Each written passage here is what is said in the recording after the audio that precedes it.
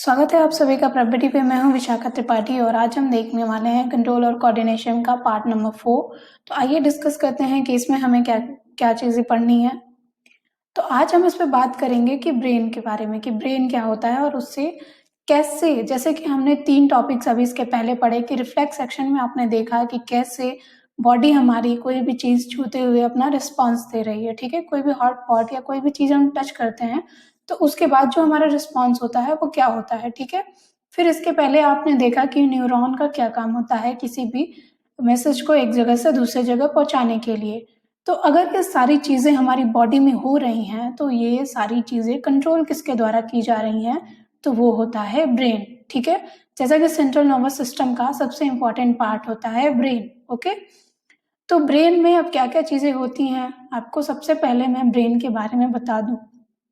Brain CNS सिर्फ उससे related नहीं है कि आप वो कोई काम कर रहे हो तो ब्रेन हमें वो डायरेक्ट कर रहा है, बल्कि ब्रेन इससे बहुत सी चीज़ें करता है। जितनी हमारी बॉडी की बॉडी का पूरा फंक्शन ब्रेन ही हैंडल करता है। जैसे कि आपकी एक्टिविटीज़ के सिवा ही अगर हम एक बात कर लें एक्टिविटीज़ पे, तो जैसे आप लिखते हैं, पढ़ते हैं, राइटिंग है, सोचते हैं बहुत सारी चीज़ें, बहुत लोग बहुत क्रिएटिविटी करते हैं, तो वो सारी चीज़ें कहाँ से आती हैं? उनकी थिंकिंग एबिलिटी इतनी जनरेट कहाँ से होती है?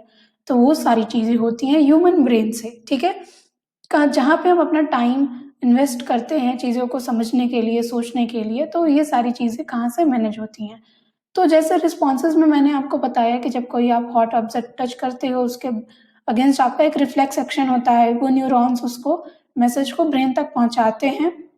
अब ब्रेन उसके सिवा भी और क्या-क्या आपके में करता है उसके बारे में हम इसमें पढ़ेंगे, ठीक है? तो जैसा कि आपको मैंने ये बताया कि ब्रेन के बारे में ये सारी चीज़ें हैं, ठीक है? तो इसके बाद भी तो ब्रेन और भी चीज़ें रोल होती हैं, जैसे कि ये आप लेबल डायग्राम आप यहाँ पे देख रहे हैं, तो यहाँ पे आप देख रहे होंगे कि जैसे कि यहाँ पे कितने सारे पार्ट्स हैं, ठीक है? मिड ब्रेन है, हाइपोथैलेमस है, पिट्यूटरी है, पोन्स है, मेडुला है, अब इन सब का वर्क क्या होता है, ठीक है? तो नॉर्मली हमें इसमें अभी इसका वर्क नहीं पढ़ना है, अभी सिर्फ आपको ब्रेन क्या-क्या कर सकता है, सिर्फ वही बात बतानी है। तो जैसे कि रिफ्लेक्स एक्शन पे आपको बताया मैंने कि रिस्पॉन्स भी यही हैंडल करता है, सोचने-समझने।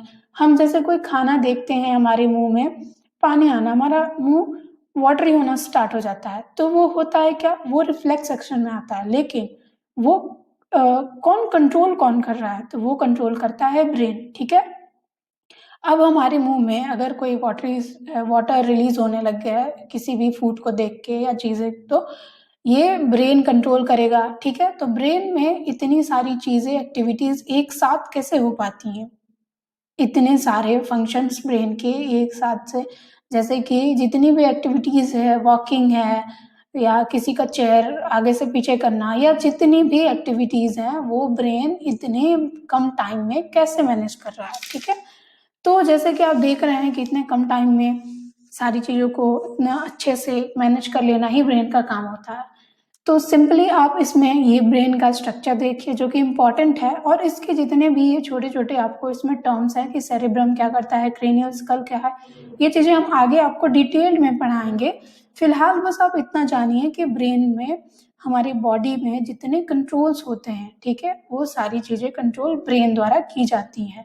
रिफ्लेक्स एक्शन होगा, न्यूरॉन को कब-कब भेजना है, कब उनका मैसेज आ गया तो उस पे रिस्पॉन्स करना है, ये भी ज़िम्मेदारी सारी ब्रेन की होती है। हमारे बॉडी में जितनी एक्टिविटीज़ हैं, जितनी केमिकल चेंजेज़ हैं, सारी चीज़ों को बैलेंस करना भी ब्रेन का काम है कि किसमें कितनी चीज़ें जानी चाहिए। कब हमें पता लगता है कि हमारा पेट भरा हुआ है, हम इससे ज़्यादा नहीं खा सकते। ये इन्फॉर्मेशन कहाँ से आता है? कब कब हम ये सारी चीज़ें समझने के काबिल हो जाते हैं। तो ये जितनी हमारी थिंकिंग एबिलिटीज़, जितनी सारी चीज़ें हैं, वो सारी चीज़ें ब्रेन करता है, ठीक है?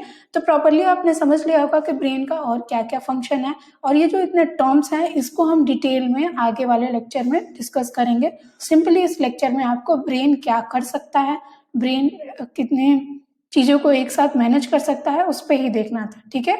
तो आज के लिए बस इतना ही, मिलते हैं अपने नेक्स्ट लेक्चर में। इसके आगे के जो एक्शन हैं उस पे देखेंगे, ठीक है? कि ब्रेन के अब एक्शन इसके आगे क्या है, ठीक है? तो मिलते हैं अपने नेक्स्ट लेक्चर में, तब तक के लिए धन्यवाद।